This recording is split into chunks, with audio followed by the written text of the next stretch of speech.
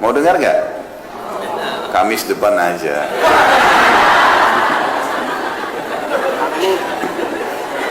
Saya mau sampaikan sekarang tapi diamalkan. Janji. Allah jadi saksi. Karena ilmu kalau cuma didengar percuma kalau tidak diamalkan. Maka dia mengatakan,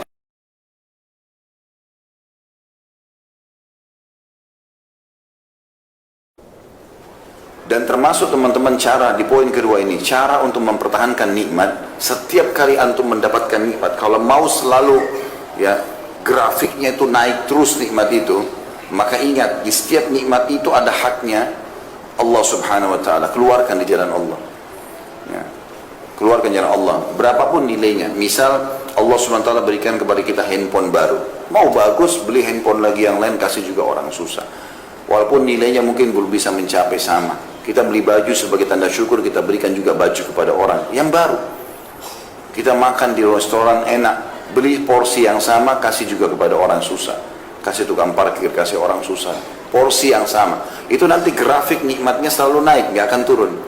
Yang jadi masalah sering grafik nikmat kita turun, drop, bangkrut usaha, ya apalah macam-macam cobaan datang, karena setiap ada nikmat kita nggak pernah memberikan jatah di jalan Allah dari nikmat itu. Ada sebuah hadits Bukhari teman-teman, disebutkan oleh Nabi SAW, ada dua orang di zaman dulu sebelum kita, ya, dari kisah Bani Israel. Dua-duanya orang saleh nih. Kebetulan kebunnya bersebelahan, kebun mereka bersebelahan. Maka Nabi SAW mengatakan, yang punya kebun yang pertama itu melihat lagi musim kemarau nih, peceklik, panas. Orang-orang petani tahu dan pekebun tahu kalau butuh air banyak. Maka lewat di atas kebunnya dia awan, dan dari awan itu keluar suara, kata Nabi SAW. Ini hadis Bukhari. Suara itu terdengar oleh pemilik kebun yang pertama. Dia mengatakan, atau suara itu mengatakan, awan ini bawalah ke kebunnya si fulan, tetangganya dia, dan turunkan air buat kebunnya. Lalu awan itu jalan, dilihat sama dia, jalan, terus turun hujan di sebelah. Dia punya kebun di sebelahnya, gak kena hujan. Maka dia pun pergi ke sebelah, diikutin sama dia. Dilihat hujan lebat di tetangganya. Dia tanya, apa yang kau lakukan dengan kebunmu? Sampai tadi saya dengar suara dari awan ini, hujan disuruh turunkan di kebunmu, yang lain tidak kena hujan, cuma dia saja. Maka dia mengatakan rahasianya. Mau dengar gak? Kamis depan aja.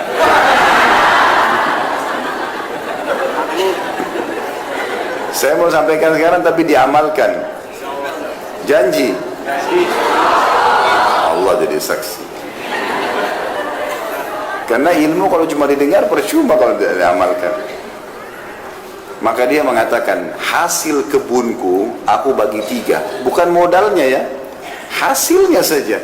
Hasil panen kebunku aku bagi 3. Sepertiganya, yang paling pertama disebutkan, aku sedekahkan. Jadi kalau teman-teman terima gaji 2 juta, siap nggak sepertiganya kasih dulu orang miskin? Terlalu besar Ustaz. 10% aja susah. Dipotong saja untuk sedekah 2,5% susah gitu. Apalagi mau sepertiga.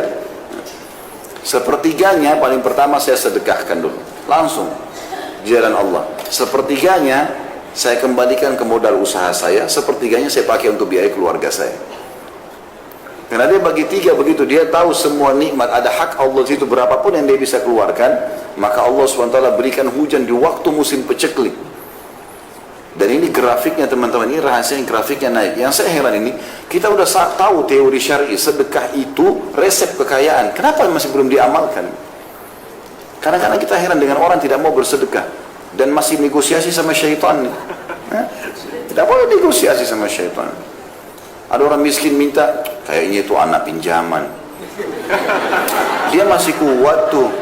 Ya, dia masih kuat, pura-pura kali. Ya. Apalah, kira-kira apa lagi bisikannya coba? Yang biasa digoda syaitan mana? Yang lucu kita iyakan. Oh iya kayaknya. Padahal syaitan targetnya supaya waktu itu tidak dicatat amal sedekahnya. A'udzubillahi minasyaitonirrajim. Kalau kita sudah buka dompet mau keluarin duit nih, ada 5.000, ada 50.000, ada 100.000. Syaitan bilang 5.000 aja. Jangan, tidak boleh negosiasi. Ambil 100.000 kasih. Mulai sekarang belajar teman-teman. Yang belum pernah sedekah dengan jumlah tertentu yang dia masih mampu, coba sedekah dengan jumlah itu. Misal, antum selama ini 2.000 terus, ya. Ternyata pendapatnya bisa, antum bisa keluarin 20.000, coba sekarang dengan 20.000.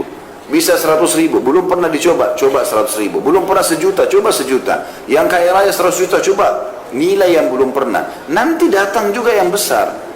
Makin besar kita berikan, ya. Kalau makin besar keran kita buka di jalan Allah, Allah akan berikan limpahan rahmatnya yang luas. Ini resep sederhana ini.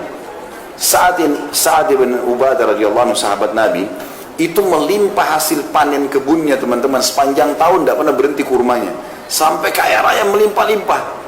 Ternyata kata kuncinya satu, tiap hari dia panggil anaknya yang paling tua, namanya Qais. Terkenal dia sama anaknya, ini orang yang karam, mulia sekali. Dia bilang sama anaknya, nak, bantu ayah habisin uang ini sedekah.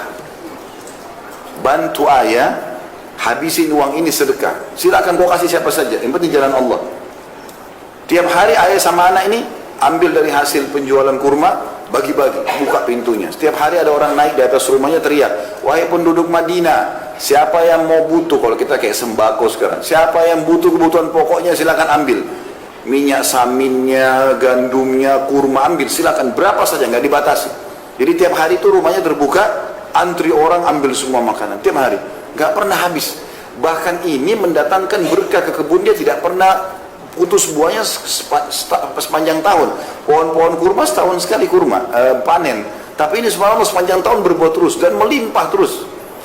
Orang kadang-kadang tidak berpikir efek itunya. Orang berpikir seperti kapitalis, saya ngeluarin kurang 1 juta, saya keluarin 250.000, berarti uang saya sisa 750. Itu hitungan kapitalis itu. Hitungan Islam tidak begitu.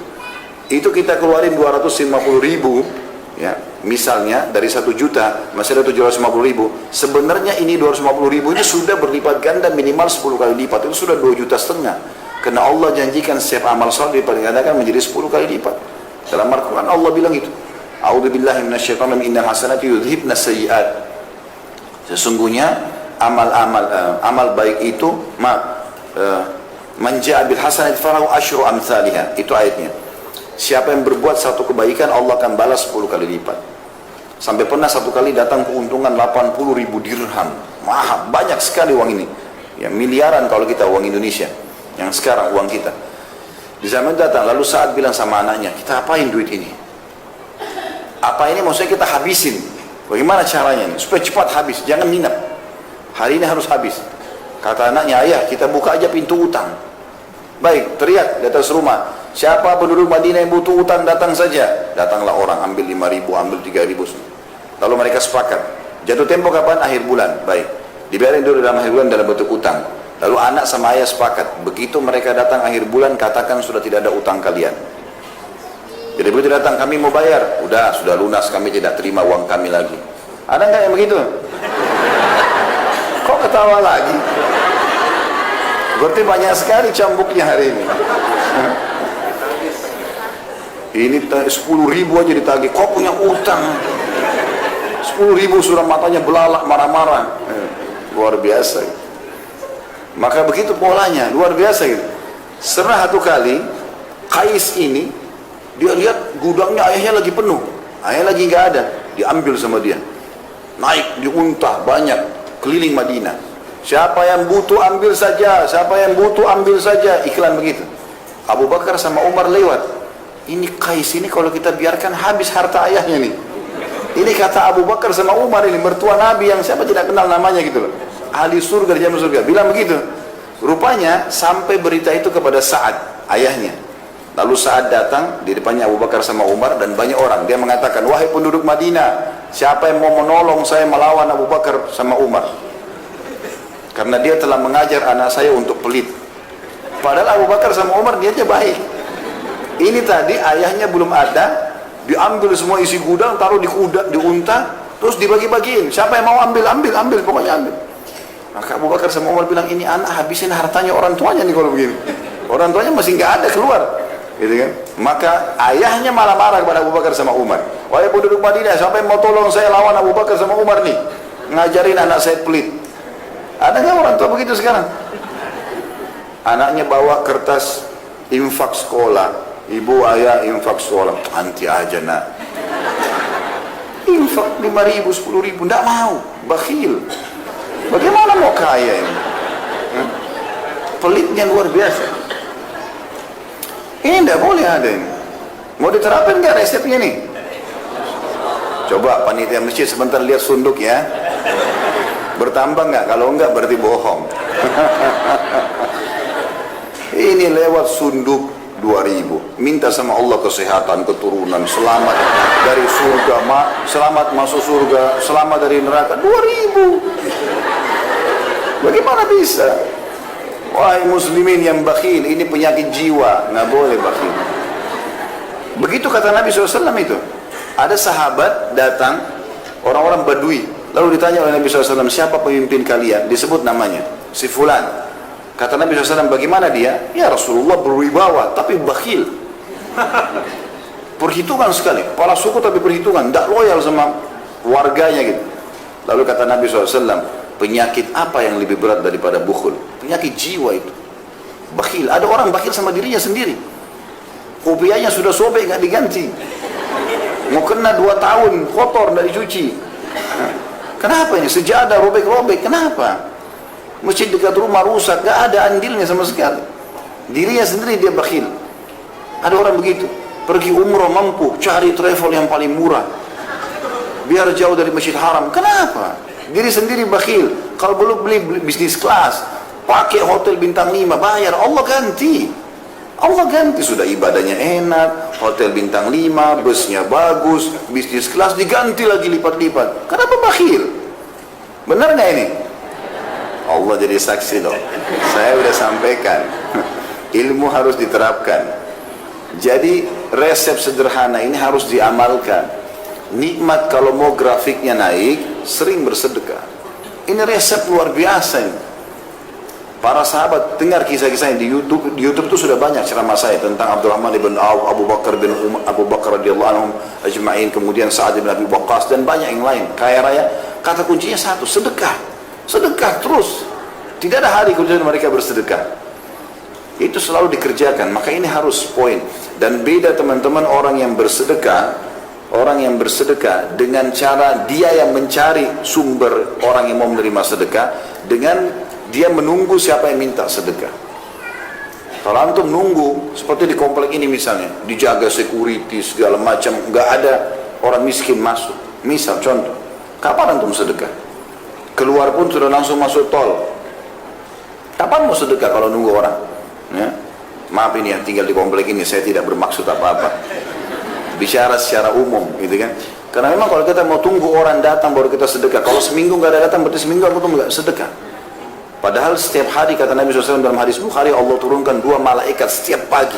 Satu mengatakan, ya Allah luaskan, lapangkan rezeki orang yang bersedekah. Yang satu mengatakan, binasakan dia dan hartanya bagi orang yang bakhil. Ini mesti diperhatikan. Maka kita yang jemput bola, keluar, cari mana nih orang yang berbulu uang, sedekahin, dan kita yang mendapatkan manfaat itu. Ya. Ini yang dimaksud dengan poin kedua. Setiap nikmat menimpa, maka untuk mempertahankannya harusnya seseorang itu mengetahui haknya Allah di situ.